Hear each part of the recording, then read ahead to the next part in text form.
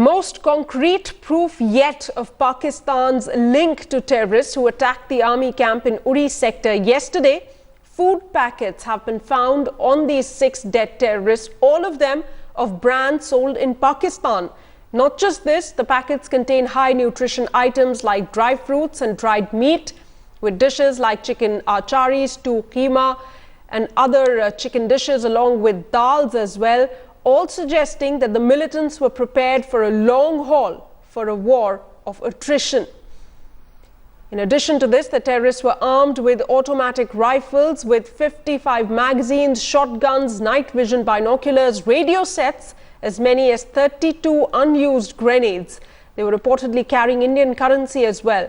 Sources said the attackers, who had possibly planned a siege and planned to take hostages, knew the topography of the area as well.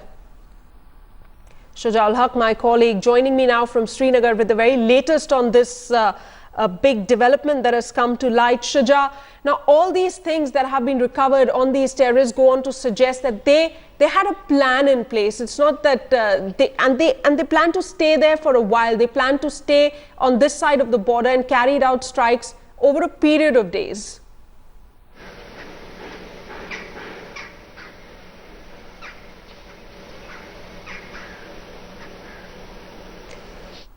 All right, we'll try and connect that audio link with Shuja in just a moment. But on your screens right now are visuals, still images that we managed to lay our hands on from those terrorists who were killed in the strike yesterday.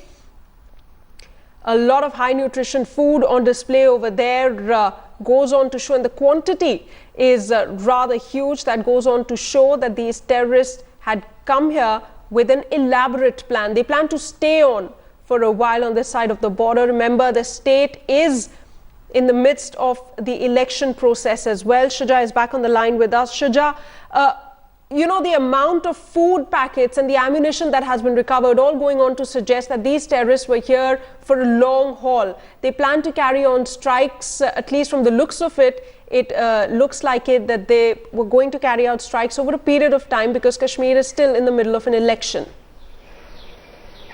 Well, that's right. That's what it looks like, and all the evidences are pointing towards that. If you see, we've been reporting since yesterday only.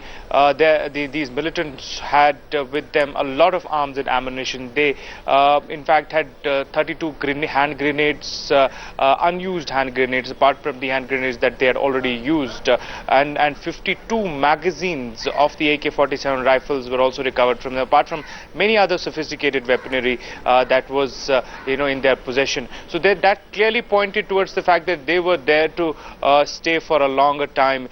They wanted to engage the security forces and made sure that this this attack is carried to a very different level altogether. But this encounter was finished in 6 hours, in which all these militants were gunned down.